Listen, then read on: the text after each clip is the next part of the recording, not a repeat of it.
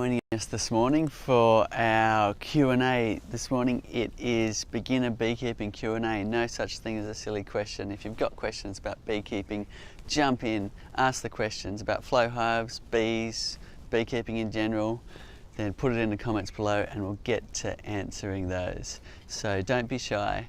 It's all about just jumping in and not only asking the questions, but also if you know the answer to a question, help others by answering in the comments below. So I'm just taking a look at this hive here and you can see a bit of honey in the frames, which is a beautiful thing. This frame's fairly full, which is good. The frame next to it to the left, you can see they've gotten a bit hungry and they've uncapped and eaten a few of those cells out there. When you see a patchy look like that, they've actually uncapped and taken some of the honey away. And you can see down some of these cells here, they're depositing nectar. So that you can see a bee's head there. It was just down the cell, depositing the nectar, going through that amazing process of making the honey. And if we look in the side window, we can get a good idea of what's going on in this hive as well. Windows and the end window really tells a story of what's going on in your hive. And here you can see actual capping where the bees have filled the cells with honey, dropped that moisture content down below 20% and put a capping on it as if to say we'll preserve that for later in case we get a bit hungry. On the right hand side, something interesting is going on. You see there's a whole section which is uncapped and you can see the nectar glistening down the cells and the bees going about their work. They're dropping that moisture content, continuing to fill those cells with honey. And the reason why we've got a strip that isn't capped and full is we've harvested a small section there by inserting the key a small way, and we've just harvested the end of that frame a couple of weeks ago, and the bees have filled those cells up again with nectar and they're going through that process of turning it into honey. So don't be shy, beginner beekeeping questions, jump in, ask away. Trace will read those questions out and also pitch in and help other people answer questions. That's what it's all about. So looking at this, I don't think I want to harvest any more honey from this hive right at the moment, even though we've got a lot of capped honey on that edge. We could if we wanted to, but I might look further afield and see what else is going on in the apiary. See if we can find a little bit more honey to show you how the harvesting process works. So let's just have a look around and see what else we've got. Okay, we've got a bit more honey in here, some nice full looking frames center here. So we might actually just harvest a bit of one of those because the bees are a bit hungry here. It is the second day of winter here in the southern hemisphere, although we get flowers during the winter, so it's okay for us to continue harvesting when we see the honey. If you're in a long, cold, snowy area, then you'd certainly be leaving that honey for the bees for them to survive on during that winter time. So what I'm going to do while you're thinking of your questions and putting them in the comments is just connect our shelf brackets that look like this, and they just go on, spin them around like that. Same on the other side, and that just makes a nice little jar shelf. If we use the rear window cover here as a shelf, then we can put some jars on that. Okay, there we go. Now I've got somewhere to put that jar. Any questions? Yes, Cedar. Charlotte's asking, what's the best hive to get started for a beginner, a 6 or 7 frame, or does it really matter? Well, my answer would be you could go either way, but generally the larger size, this is what's called a 7, compatible with a 10 frame Langstroth hive. Generally the colder regions with longer cold winter and snow, etc., will recommend the larger size hive. However, you will find beekeepers in those areas that will argue the other way and say no, just a setup with the smaller size hive is fine. and you don't need to stack so many supers as other people say. So ask around, see what other people are doing. Sometimes it's great just to follow suit on the size of hive, and you could go for the larger size one. So what I'm going to do now is insert this tube into this area like that. There's a little tongue at the bottom, and all I need to do now is grab my key, and I'm going to insert it in the top here. And because the bees are not in a really abundant time of bringing in honey, I'll just harvest a bit today. And all I need to do that is insert this key a little way to harvest part of the frame, and then I'm just going to turn that, and the honey will start to come out in a minute. So it really doesn't matter in the end, but general rule of thumb, colder regions, the larger size, which is called the Flow 7, and everywhere else you could choose either one, it doesn't matter. Great. Cedar, Ian's asking, when a queen leaves for her mating flight, how long is she gone for, and does she always come back to the hive? So that's a great question. So the process of a queen mating goes something like this. She emerges from her queen cell, and the first thing she does is run around the hive and sabotage anything that's going to jeopardize her throne. So she might run around and sting other queen cells that are forming. Then, depending on when the next appropriate day, you need a nice sunny day for a good mating flight, and it could be a week, it could be 2 weeks.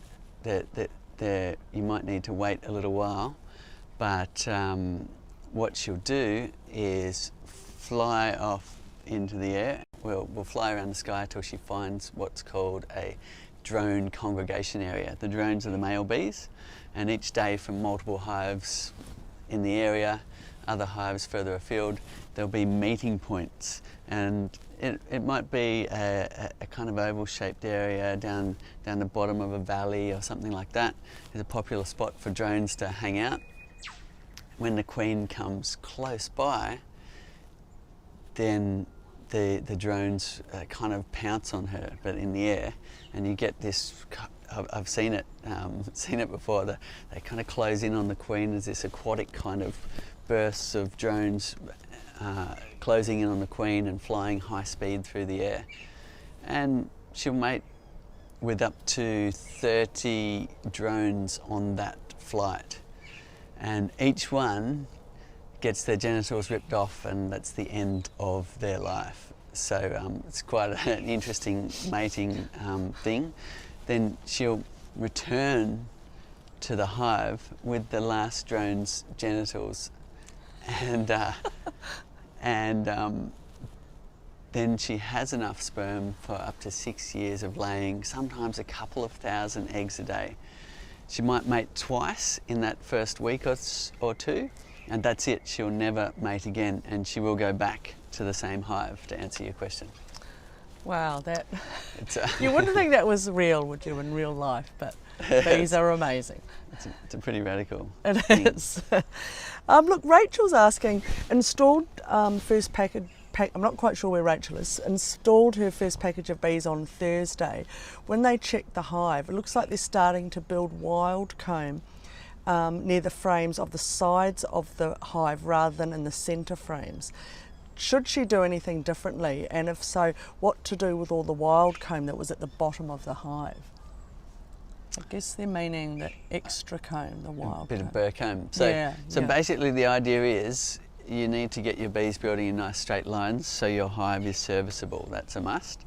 So if you've got the brood box down here, it's just a wooden frame. The bees build their natural comb. Some people put foundation in, a foundation sheet to help get them in line and straight. If you're not using foundation, you'll need to do a bit of extra effort by inspecting them every week or so, just while they're getting started and getting their comb nice and straight from that comb guide, and just pushing it back online where it goes a bit bent. If you've found they've gone totally sideways or something like that, then if it's honey, you can just cut that out and eat that honey and give them another go at building straight. If there's brood in it, then you'll need to go through a process of moving that into the wooden frames, and you can do that by putting a rubber band right around the wooden frame, the brood in it, and just suspending it with the rubber bands, and the bees will then connect to the wooden frame. We've got lots of training videos helping you through that if you want to have a look at the beekeeper.org. Great question. Great, Cedar. Another question is if you inspect your brood box more than a week, is that too much? Like, can you over-inspect your brood box? I would say yes, you can. However, even if it might not be the best for the bees, it will be better for the bees in the long run if you're learning lots. So if you've got enthusiasm to get in there and check out what's going on a daily basis, then get in there, and by all means do, because you'll learn a lot faster and become a competent beekeeper faster, and that's most important in the long run. However, just be mindful of really cold days. If you're inspecting on a cold day, don't leave open brood, as in brood that doesn't have the cocoon capping on it, out in the cold, because it can suffer and even die from cold shock. So, but otherwise, just get in there and gently have a look. There's no harm in doing that. I guess I guess one risk is if the hive's getting busy with bees and you accidentally squash the queen, then you'll go downhill fast with no extra eggs being laid. So be mindful of that, being really gentle as you lift the frames out.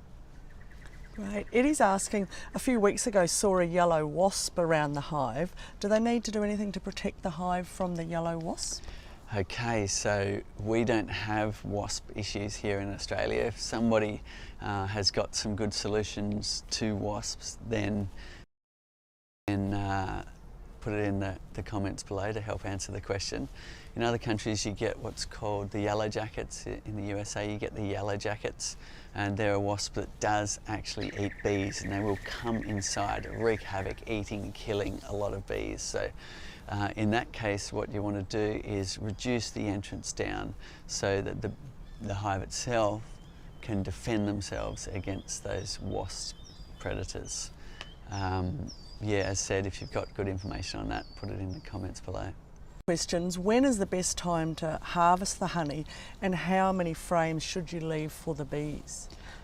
Okay, great. So it's kind of a new thing, just harvesting one frame at a time or part of a frame and leaving the rest for the bees, and it's something you can easily do with a flow hive, where conventionally when I was harvesting a lot, if you're in there anyway, you take the lot because it's such a process. You've already gotten in your suit, you've taken the hive apart, you've got your tubs ready, you're taking it to the processing place, and you may as well take the full box of honey, even if it's not quite capped, because you'll be mixing it with a lot of ones that hopefully are capped, and so on. So it's a different mentality, just being able to harvest a little bit like this and take it back to the kitchen table. And I think it's a wonderful thing. Like here, as we said earlier, the bees aren't on a flow. A flow means when there's a lot of nectar available, and that bees can bring that nectar back and make a lot of honey. So we're just going to harvest a little bit. So we've put the key in just a little way and turned it, and we'll just fill a jar or so of honey, which you can see here. It'll be slower because the whole frame's not harvesting at once, but that's okay. There's no work. We can just enjoy what the honey come out. So by all means, if you're unsure, just harvest a little bit like this and leave the rest for the bees. But you'll find times when they're really bringing it in. You'll see it in the windows, you'll see it here. You'll open the side windows and see that they've got capping on those cells, and you may as well get in there and harvest, make some room. Busy bees are happy bees. In the springtime especially, you'll find you can harvest probably multiple times if your hive's happy and they're bringing in a lot of honey. And you might be able to harvest all your frames a couple of times during the springtime, get maybe even 100 of these jars, and then there might be many months where you don't harvest. And looking in the windows is a really good way to gauge whether it's time to harvest or not. Great, this is a good one. Heather's new to beekeeping and pretty excited. They installed a package of bees and they came to check on the queen after 3 days, but she hadn't been released, so they released her. And then a week later they went back and all the bees were gone. Just wondering what they did wrong. Oh, it doesn't sound like you did anything wrong. Sometimes it's a bit of bad luck. So well done getting in there and releasing the queen yourself.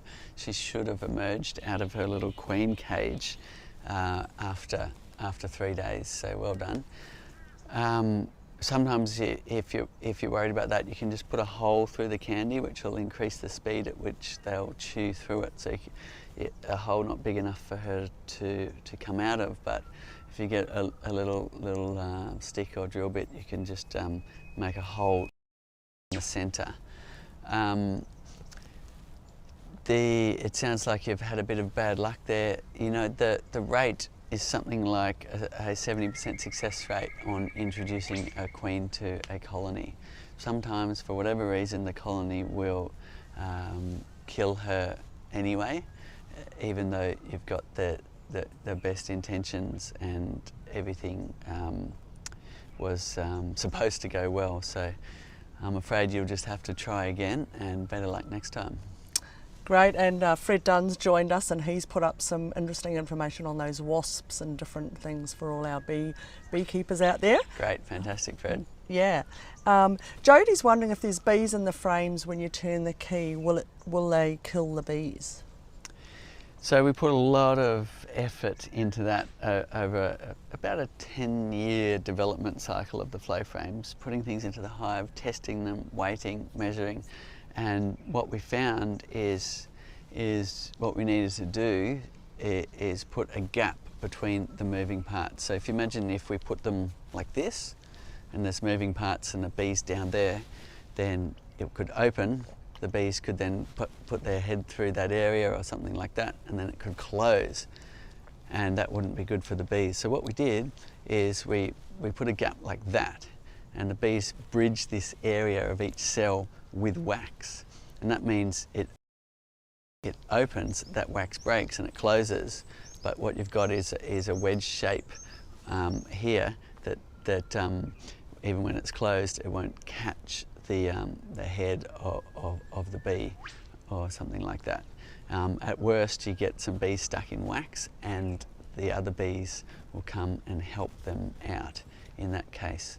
So to answer your question, we've put a lot of effort into design, so even if you've harvested ourselves, your bees will be okay. It's such a good question, Cedar, because sometimes just on customer support, people say that when the cells are closed, they're wondering why there's that little gap, and they think, oh, there's something wrong with the frames, but it was a very well thought out gap. It's for the bee's knees. It's for the bee's knees. Charlotte's asking if you want to check that the honey frames are capped in your super, is it okay to just pull them out and have a look, or should you just look through the windows? Absolutely, you can jump in there, pull a frame out. A couple of live streams back we showed you how to inspect your flow frames, and it's a good thing to do. Like anything in beekeeping, jump in there, learn about it, get into it. It's a lot of fun. Every time you get into your hive and have a look around, you'll learn something new, and that's what it's all about. So by all means, this view from the sides means as to what's going on inside the hive and how that changes throughout the seasons. You don't have to pull the frames out. We've designed them so you get a fair idea of when they're capped and when they're not from the outside. And as a beekeeper harvesting honey in a commercial fashion, we used to take the frames if they're, say, 70% capped. So you can get a good enough idea from the outside. Occasionally you will harvest a bit early and you'll get a bit of honey that's a bit liquid, and you'll tell away by how it is in the jar, or you could use what's called a refractometer. But that honey just will need to be consumed before it starts to ferment. If it starts to ferment, no fear, you can always go into making some honey mead out of it and get a nice alcoholic beverage out of it. But generally you'll find that if you're seeing the capping down here like this, on the edge of the cells, and they're capped in the side windows, you're going to get some nice honey that's going to keep on the shelf. Something I wanted to make mead. It sounds delicious, doesn't it? Cedar, Robert's asking, he's got 2 hives and just had an explosion of new bees, so added a second brood box and they filled it up within a week. Now he's added the super, but just a little bit wondering if it was a smart move, a little bit concerned. He didn't want them to swarm, but he's wondering, has he kind of peaked a bit too early or by adding that super? Well, it depends on what lies ahead. If you've got lots and lots of flowers continuing, then your colony should expand and fill that box. As a general rule of thumb, the first time you use your flow frames, there can be a bit of delay in the bees making it their own. They've got to get in there and coat them, all the parts in wax and join all the bits together. And I find it better to let them get started on that before adding any extra boxes. And that will just increase the speed at which they will get in and start filling the flow frames. But so your choices are, you get that whole box of honey off, compress them down a bit, and they'll use the flow frames much quicker. Or you could just wait and see how they go, depending on how long your honey season is likely to be. Great, there's some good questions coming in today. Wayne's asking, he's from Utah in the USA, just noticed a few drones on his landing board recently. Just wondering, is that a bad sign? Okay, no, it's not a bad sign at all. It's a normal thing to have, say, 600 or so drones in a hive like this. And you'll be able to tell which ones are drones and which are not, because the drones have these bigger eyes that meet together in the middle, and the body's more rounded, more teddy bear shaped, and they're a bit bigger than the other bees. So if you're seeing drones, that's a normal thing, and in the springtime you should see a lot, as they tend to increase the numbers of drones for the purpose of spreading that DNA around, and that's what bees do. So it'll be normal to see drones. Now, if it's coming into winter like it is here in the southern hemisphere, what you might actually see is some drones being kicked out. And sadly, hives, when there's not an abundance of nectar, will sacrifice their drones. The worker bees will rip their wings off and kick them out to die, if they're just hanging around eating food, not doing any work, which is generally what the drones do. Marco's having a few problems with his neighbour. The next door neighbour is saying that the bees are going into his swimming pool, but he actually thinks they're wasps. So he wants to move his hive, what he's thinking of, to sort of, I guess, calm his neighbour down. Yeah. Thinking about a half a mile away. Is that far enough away, or will they just keep flying back anyway? Oh, in terms of foraging for water, they generally do that, yeah, not necessarily right next to your hive, but half a mile away would stop them going into that swimming pool. The other thing you could do, if you're wanting to keep your bees closer, is make a water feeder with a bit of salt in it. Now, Fred Dunn's watching now, and he's got a great video called Bees Need Minerals, and it shows how bees will prefer salty water over plain water, and he's mixed them up, and they'll go and follow the one that's got a bit of salt in it. So a teaspoon of salt in a big bottle of water is about right, and it's probably one of the reasons why they're going to your neighbour's swimming pool, is for that salt. But if you can give them a slightly salty water closer by, then you might be in luck and they might go for that instead of your neighbour's pool. That could be another option for you. And a jar of honey, perhaps, as yeah, well. Jar of honey to keep them sweet is always welcome. David's wondering, he's in Oregon in North America, would you expect honey in their first year if they were starting with a nuke? Quite likely.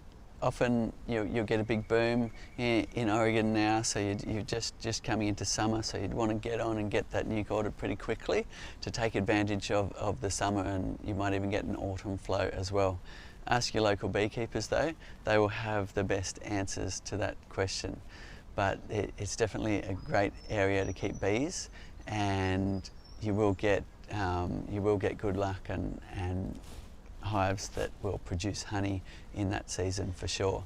But each hive can be a little bit different. You can get a hive that it doesn't quite build up as quick, the queen is not laying as much, or there could be other problems. So I'd always recommend having more than one hive, and that way you can see the difference between one or two hives.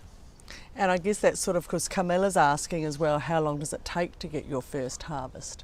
So a bit of a similar response to that one. And the answer is it can take a while sometimes. Sometimes you can go through a whole season and you didn't get a harvest, and other people get a harvest in 2 or 3 weeks, which is the extremes of it. So like any kind of farming, it depends on the weather, it depends on genetics, it depends on the flowers, and sometimes there's a bit of a hangover. Like here we've had a hangover from a drought, and that lasting effect can affect the blooming of a lot of different tree species for 12-18 months after that. So it really does depend. But when you get this beautiful thing where a healthy hive with a lot of bee numbers coincides with nectar dripping to the ground from the flowers, then you get something exciting happening, and that is the bees being able to fill up a whole box in a week. You harvest and they fill it up again,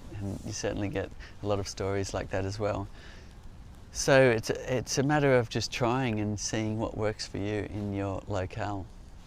Great. Now, a couple of our detectives who are watching online are just wondering, they've obviously looked at the side view where stone zeroed in on the flow frames, and just wondering if it's their imagination that the cells look like they're in the open position, and wondering, have we harvested or did someone forget to reset them? 100%, well done. So this is an issue that I noticed earlier, so thanks for taking a look at that. If you have a look across, there's some cells that haven't been reset properly for whatever reason. So if they've been left like that a long time, then there's a few things you'll need to do. You might just be able to put the key in and leave it in there for a while and those cells close. Or you may need to take it out, put it in a black plastic bag in the sun to warm it up a bit with a key or two top slot, and that'll soften that wax and let those flow frame parts move back into position. But try it in the hive first, just by putting a key in the top slot here and turning it and leaving it, or you may even put a second one in there the same way, just to add a bit more pressure and spreading that load out a little bit. You could leave it like that and see if those cells will return to their position. You could lift that section and put it down again. That might loosen it up as well, but the idea is to make sure it gets back into cell formed position. Otherwise, as you can see here, the bees won't be able to use it if it's in the channel position, which is the zigzagging channels.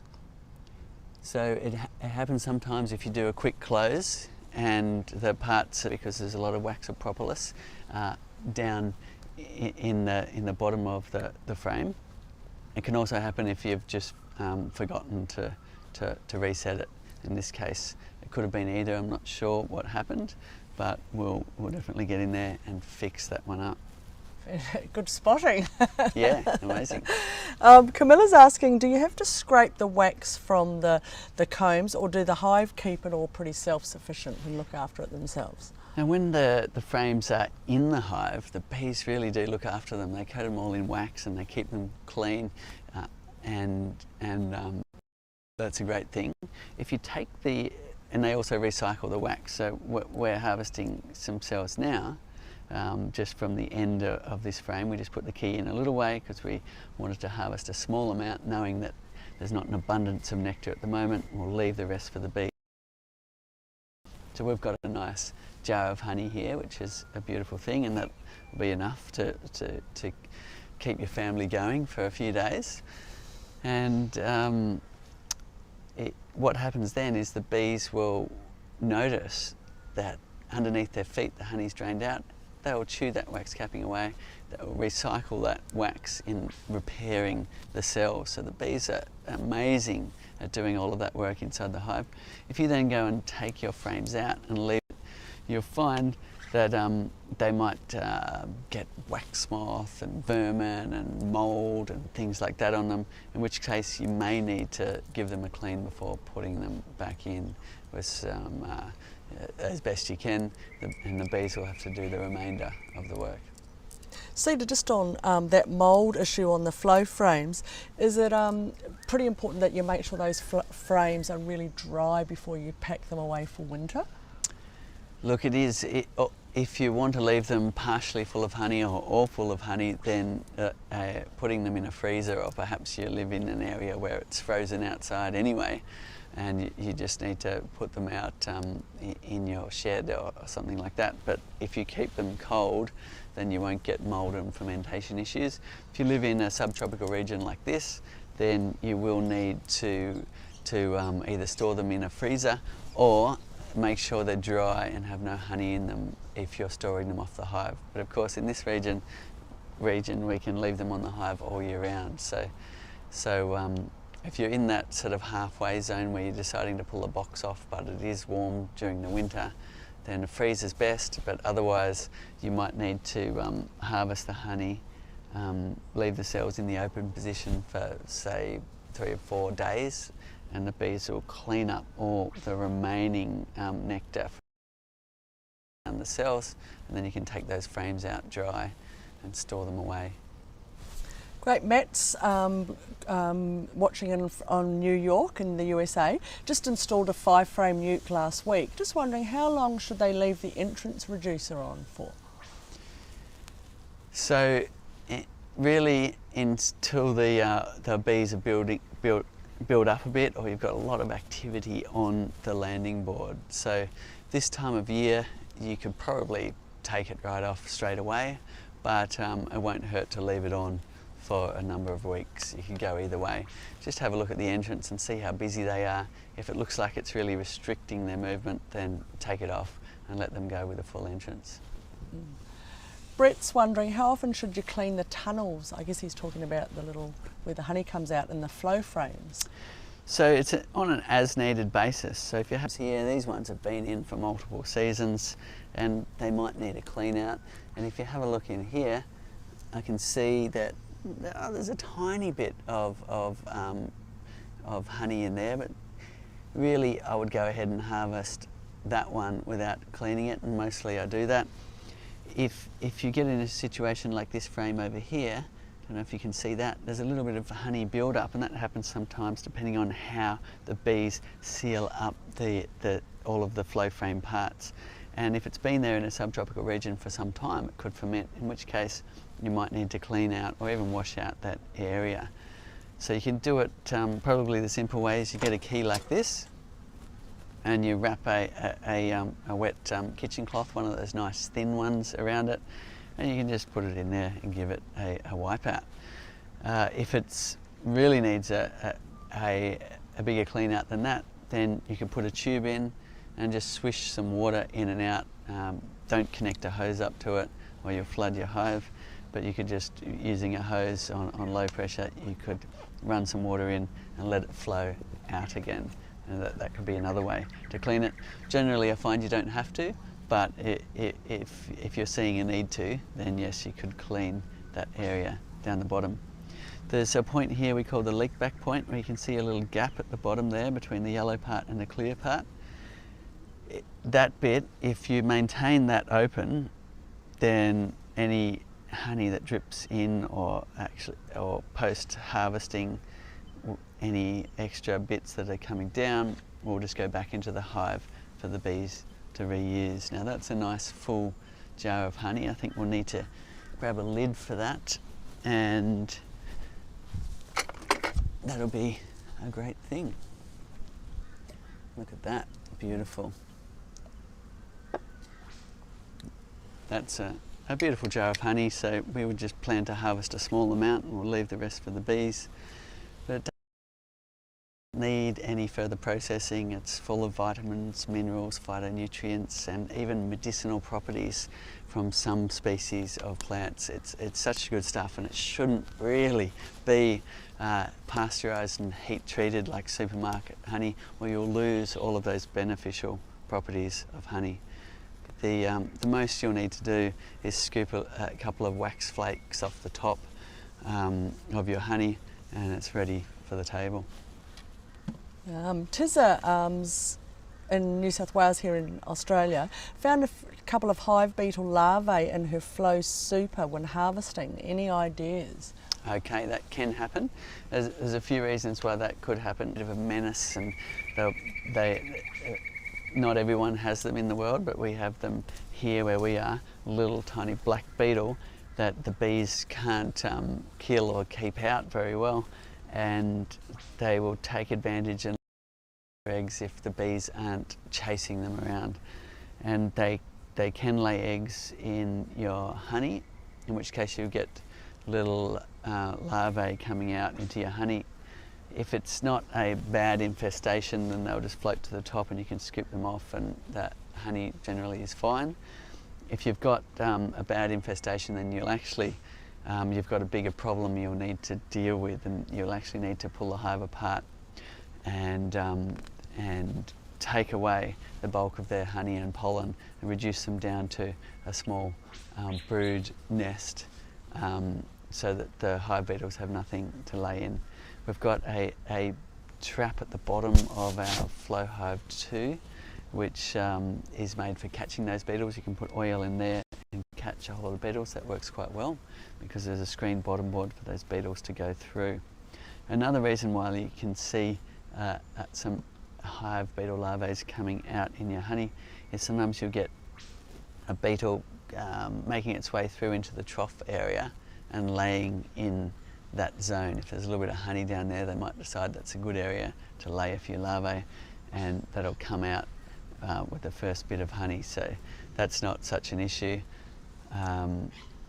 but it might be a reason to clean that trough out, as we were talking earlier. Yes. Kev's got a bit of a question, and I think we've done this before on some of the Facebook Lives. Starting the first flow hive, used 4 frames with no foundation, and then 4 in the brood box, and then 4 frames with foundation. It's just finding now the ones without the foundation interlocked, I guess, cross-combed, and one frame is too wide and one's too narrow, and can't seem to pull the frames out, and would love a bit of advice on how to inspect it and then get those frames out. Okay, so if you've got a few bulges that are annoying, they're generally honey, and you can just chop that off with a sharp knife and put it back in. That's one way to straighten it out. If they're really off the guide, you've got a comb guide here, and they're really, well over here, then you may need to, if they're just starting out, just push that back in with your hive tool. You can bend it back into line. If it's just breaking off, then you can use a couple of rubber bands to hold that piece that breaks off, or the piece that you've cut off, back in the frame, and that will get them back in line also.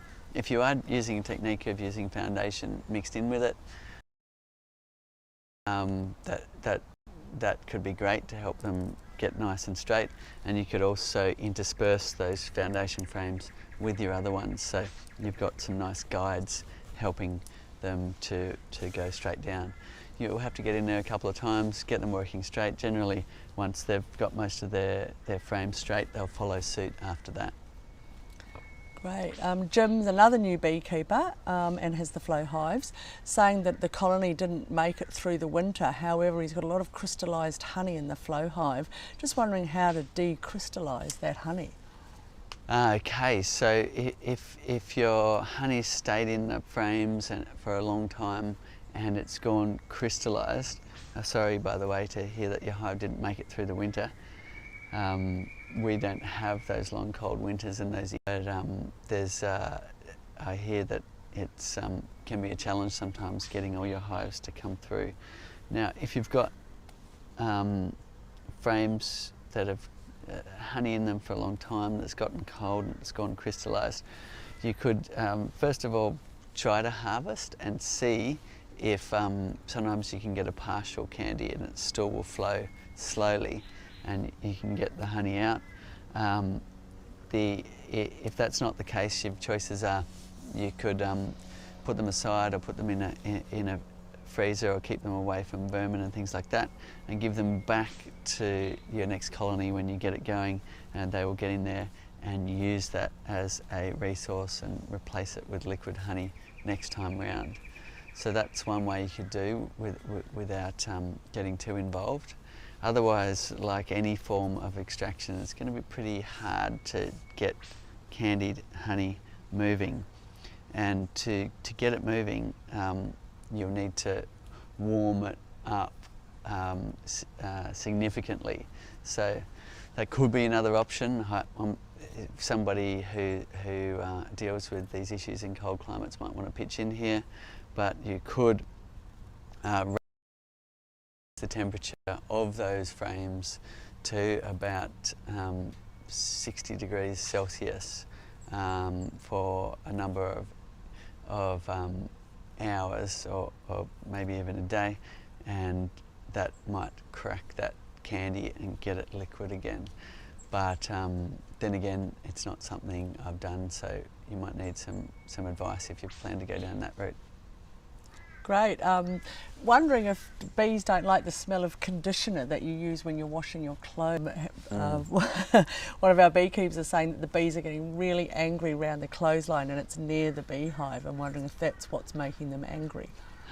It can be, you know, like my father was washing his hair with a certain type of shampoo and found that it was upsetting the bees, so you might want to try something different. Try some natural ones and see if it changes. It'd be interesting. Let us know how it goes. Yeah. Anne's asking, I think she's saying what winter temperature would you need to pull the flow frame? I guess she's meaning extracting maybe, or? So generally we're harvesting honey in the warmer month when the honey's warmer, and that way no matter where you are in the world it's still flowing quite nicely. If you do happen to harvest in a much colder time, it will still move, but it'll be slow. We've done experiments at freezing temperatures with edge frames and found that it just takes hours to come out rather than coming out in the typical kind of 20 minutes to 40 minutes kind of range.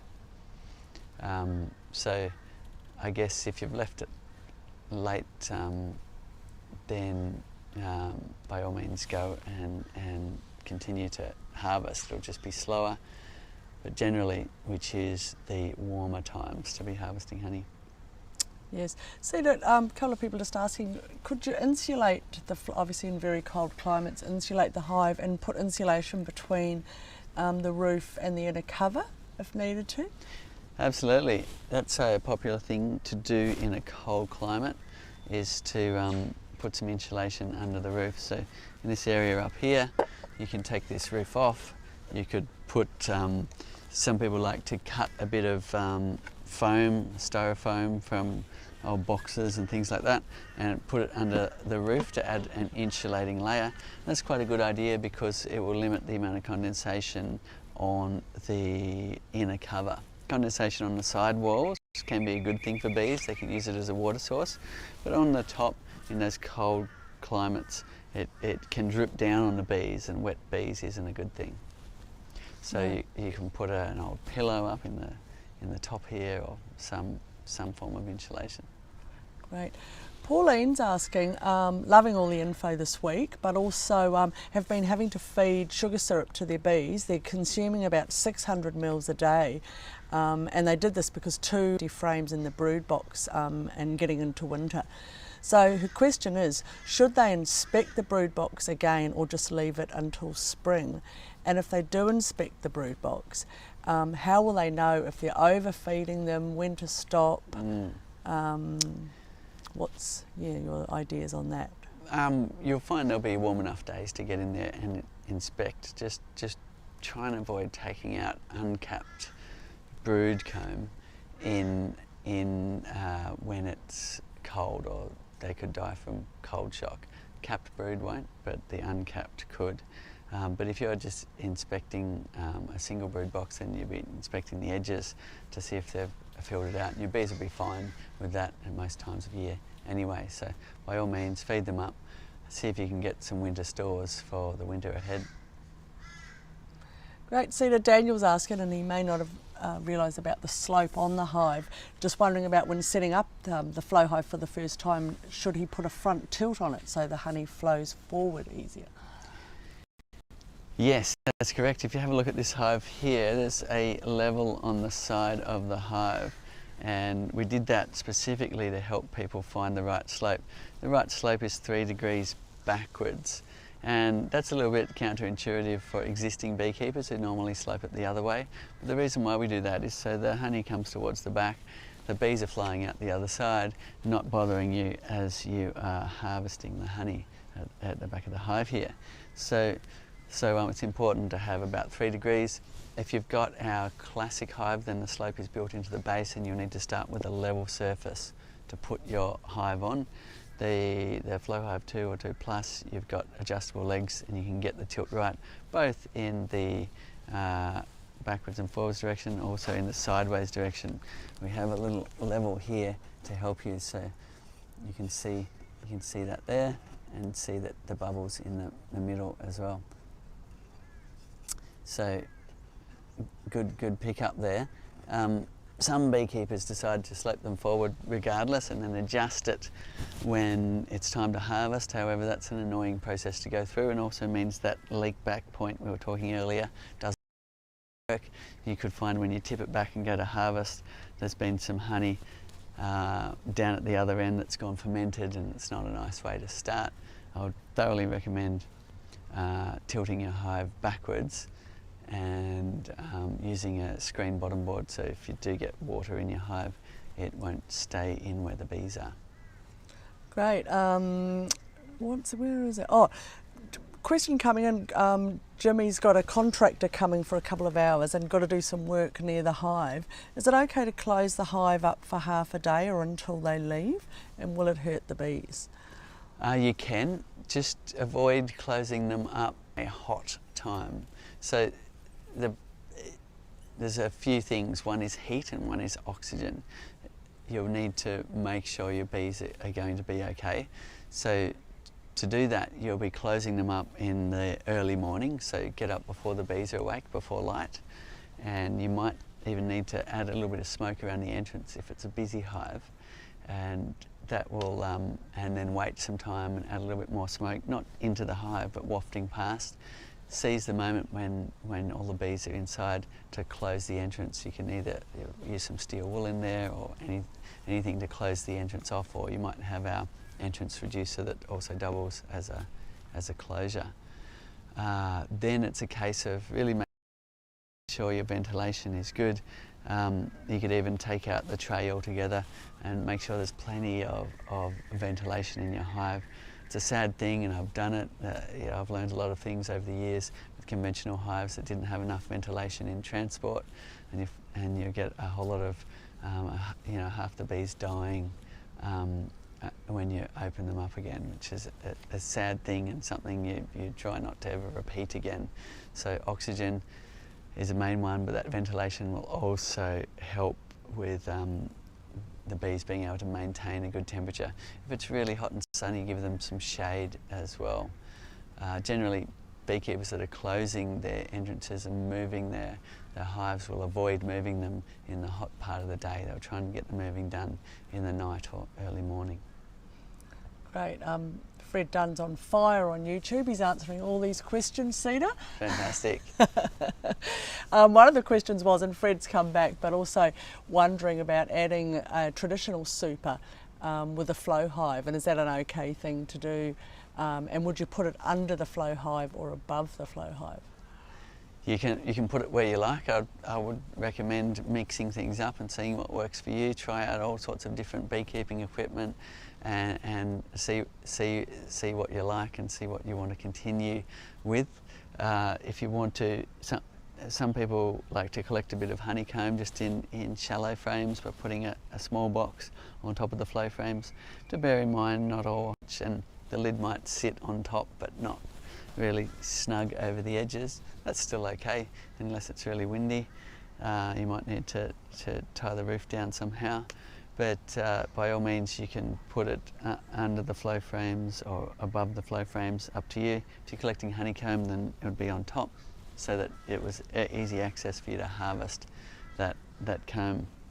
So certainly people do all sorts of things, and you can also add flow frames to existing hives, and we've got little diagrams of how to do that. Even you get people putting flow frames in top bar hives and all sorts of wonderful things. Kind of anything goes, really, isn't it? It does. You know, creativity is great. You see people doing observation hives inside their house with flow frames in them, and yeah, it's great. So the honey that you're harvesting, obviously you're not doing a full frame. How far in did you put that key to just get that jar, and probably a jar and a half it'll be, won't it? Okay, so we get about 6, 7 and sometimes more out of a frame, so it really depends how far out the bees have drawn their comb beyond the flow frame surface as to how much. So you won't be able to get it exactly right, and that's why we're past one jar and on to another one. But if you say it was 6th, then you're putting it in 1/6. So if that's a third, it'll just be that far in for one of these jars of honey.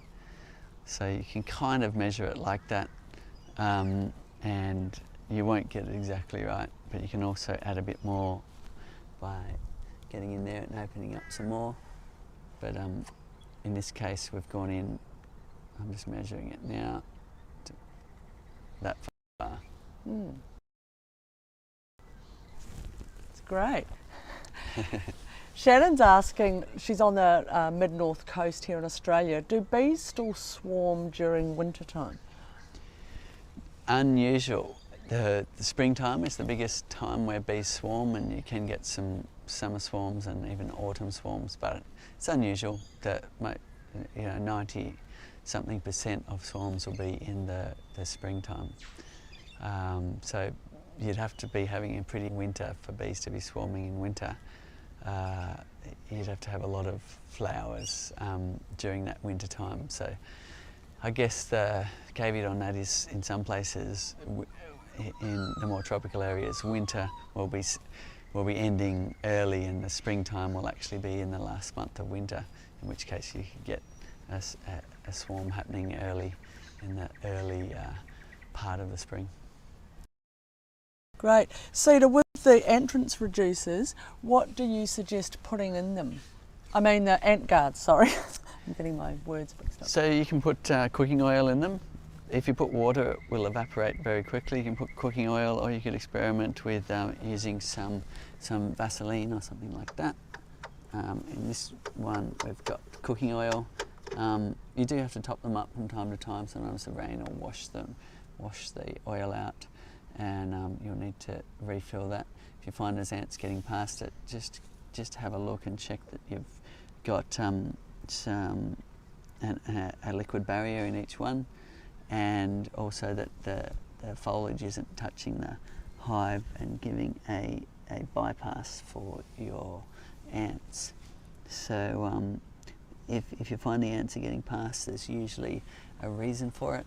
And the other thing that can happen is you've put your ant guards on, or you've just filled them up. The ants have established themselves under the roof or behind the cover, and they'll stay there for quite a long time. So if you're having ant issues, take the roof off, take all the covers off, and just check that there's no ants around, and brush them all away. Fill up the oil in the lower cap area, and hopefully that will limit your ant problems. Yes, and Cedar, on that, and just we've had a few inquiries this week through customer support as people are all receiving their ant guards. What is the best way to put them, to retrofit them now onto the Flow Hive 2? Okay, so if you've got a hive like this, here's the Flow Hive 2, and we made a size that fits the narrower leg bolts of the Flow Hive 2, and what you'll need to do is you'll need to lift the hive up in order to actually unwind those bolts all the way. So you get in your bee suit, you might like to use a smoker to calm your hive to do this as well, and it'll be a case of lifting up the back like that, and propping it up with some kind of prop, and then just unwinding this bolt all the way down, fitting on your ant caps and winding them back in again and lifting and taking that chock away. And the same at the front side. Front side's a bit harder because you've got a lot of bee activity there, so again, protect yourself, wear your bee suit, use your smoker. Cedar, would you think if that's a bit heavy for some people to manage, would it be worth just taking the super off and doing it like that, or trying to get a friend to help you? Or you could get a friend to help you. You could use your jack out of the back of your car. I haven't done that, but it's just an idea. Or get someone to help you. Now you're sort of pivoting the hive, so you're not taking the full weight, but if you do have issues with your back and so on, be careful, don't hurt yourself. Beekeepers are renowned for ending up with back issues lifting heavy boxes, so don't be one of those. Exactly. Tashana's saying, just got a few issues with cross combs. You sort of saw before, just wondering other suggestions to fix up the cross comb in her brood box. Okay, so cross combing is where the bees have gone crossways or sideways off the comb guide when you're doing naturally drawn comb, or even when you're using foundation they can go crossways as well. So the idea is to get them nice and straight. You'll need to get in there and push them back into line. Catching it earlier rather than later is better. However, if they've gone sideways, either cut out the honey and use that, eat that, and then give them another go. Or if there's sections of brood and pollen that you want to keep, you'll need to cut them out and rubber band them into the frames to get them straight, and the bees will then connect those sections back to the outer edge. One major tip would be make sure all your frames are in there and they're pressed together. The bees are sensitive to the distance of the comb guide, so if there's gaps between your frames, they'll almost certainly start going wonky. So really important to press them together. There is extra space in the brood box, leave it on either edge, give them a nice tight framework in the middle. Cedar, question about, do you find the more aggressive the bees, the more honey you get? No, not necessarily. Those two traits don't go hand in hand. I used to think that more aggressive bees were better at keeping pests away, and I also think that those two genetic traits aren't coupled either. But they probably are a little bit more so, but they're not necessarily mutually exclusive. There's different traits. There's hygienic traits. There's ones that store a lot of honey. There's aggression, and beekeepers will breed those ones out. Now, Fred Dunn's probably got some more to add to this, in terms of people breeding bees to really survive in the USA area where you've got the varroa mite and so on. There is people that have done extensive work breeding bees that can keep pests away and so on. But getting back to your question of honey, I'm not sure that aggression means more honey at all. It's just a trait of the bees, and it's really interesting how much that varies per hive. You might find one out of all of these hives is packing on the honey and the rest aren't, in an extreme case. And it could be that that hive just so happened to send out scout bees far enough to find the good source of nectar, and the rest followed, and the other bees didn't, the other hives didn't manage to do that. So it's amazing how it all works, but if the aggression of your bees, if you can handle it, it's not bothering anybody, then you can leave it like that. A quiet, gentle hive is much nicer to service though, so you might want to get in there, change the queen, give yourself some nice, calm genetics. Great. Cedar, Wesley's asking, do the bees reuse the wax after you harvest the honey from the flow hive? They absolutely do. There's one of these beetles I was talking about earlier. That's quite a young one. It's brown in colour, not so much black, but there's the small hive beetle there, just crawling along that strip. So the process of the harvesting leaves a lot of wax in the hive, and the wax the bees will recycle. They'll chew that wax for rebuilding and reforming, covering all the flow frame parts in wax again. So absolutely they will recycle the wax inside the hive. If it's too far from the comb, they'll usually ditch it and kick it out the front or down through the mesh below. But if it's right where they need to do some work, they will recycle it. Great. Lucky last question, Cedar. How long will it take to harvest honey from a brand new hive? I'm not sure if they're meaning maybe one frame or... So the answer is it depends, like many things in beekeeping. When you get a beautiful synergy of a nice healthy hive building up quickly, a lot of nectar and pollen around to really build that up, then it can happen quite quickly. And the shortest you'll go from starting your brood box to harvesting will probably be about a month, and the longest is you might not get honey in that entire season. But hopefully over several, the bees will start storing their honey, and you'll get to experience the joy of harvesting honey from your hive and the amazing flavours that come in, and unique flavours from your area. Thank you very much for answering all the questions. We do have a great beekeeping course at thebeekeeper.org if you want to check that out. It's also a fundraiser for habitat regeneration and protection of our bees. Jump in there and have a look. There's extensive training to take you from square one right through to a deep knowledge of bees. So people are finding that's great for accelerating their learning curve. Otherwise, by all means, same time next week, come here, ask questions, and have a look in our past history of YouTube videos and Facebook videos as well. Thank you very much for watching and for all your great questions. Jump in, let us know what you'd like us to cover.